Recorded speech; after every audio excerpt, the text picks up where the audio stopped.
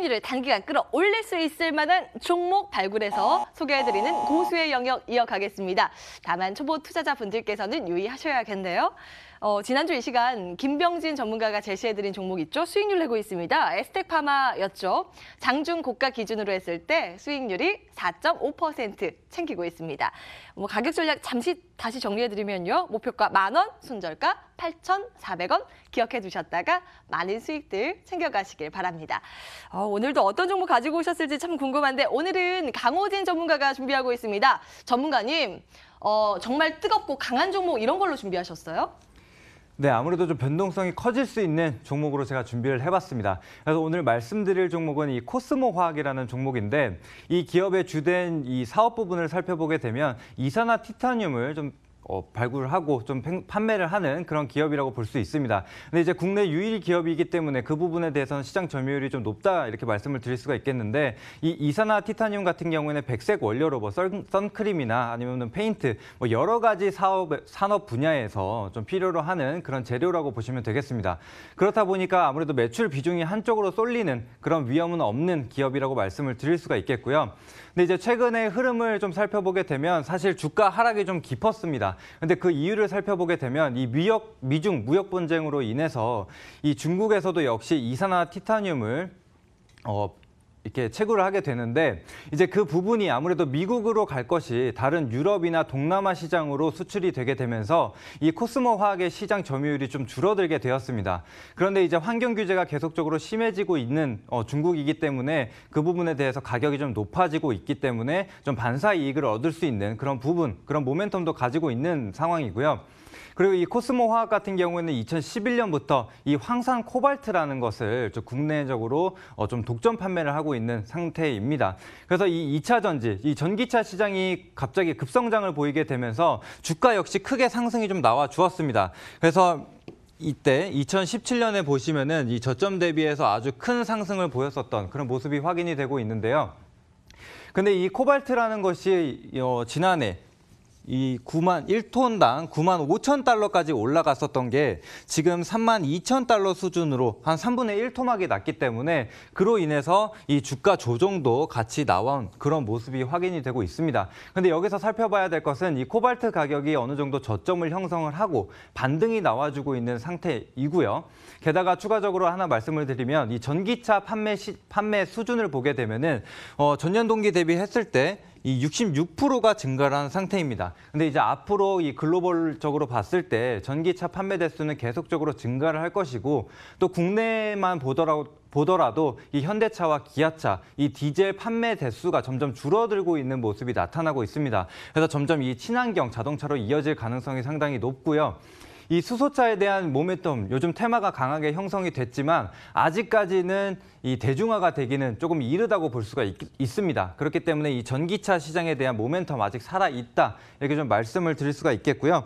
그리고 마지막으로 이 최대 주주 변경 이슈가 있습니다. 이 코스모 그룹의 최대 주주인 이 허경수 그룹 회장이 있는데요. 이제 지난 15년에 사실상 이 코스모 화학의 지분을 매각을 하면서 경영권에서 좀 물러나는 그런 모습이 나타났습니다. 그런데 다시금 이 최근에 주가 상승분을 살펴보게 되면은 최근에 이제 29일 날 20% 수준의 큰 상승이 나오면서 거래대금 역시 650억 이상이 실리는 모습이 좀 나타났는데요. 이때 이 최대 주주 변경, 다시 허경수 회장이 이 개인 회사를 통해서 코스모 화학의 지분을 인수를 한다는 소식이 있었습니다. 근데 그 금액, 이 규모 역시 상당히 큰 편입니다. 610억 원 수준으로 상당히 큰 수준이기 때문에 게다가 또 이 물러났었던 이 코스모 그룹 회장이 다시 한번 경영을 진행을 하겠다라는 좀 모멘텀이 좀 발생을 하게 되면서 주가 상승이 계속적으로 이어지고 있는 상태입니다.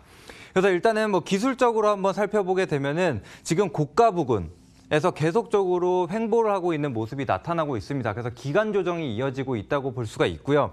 그리고 특별한 거래량이 나타나지 않고 주가가 빠지고 있지 않다라는 것은 아직까지는 매도 물량이 나타나지 않았다, 이렇게 해석을 할 수가 있기 때문에 상승 여력 충분히 남아있다고 생각이 되고요. 그래서 이제 매수가는 17,000원에서 지금 현재가 부근이 17,500원 정도로 잡을 수가 있겠습니다.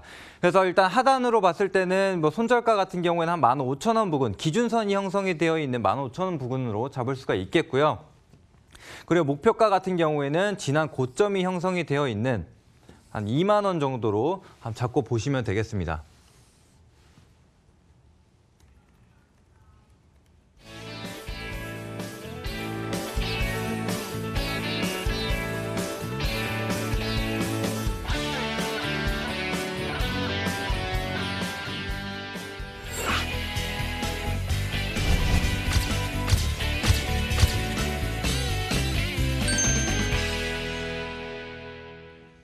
네, 최종 질주 마지막까지 달려서 막판 스퍼트 전략까지 챙겨보겠습니다.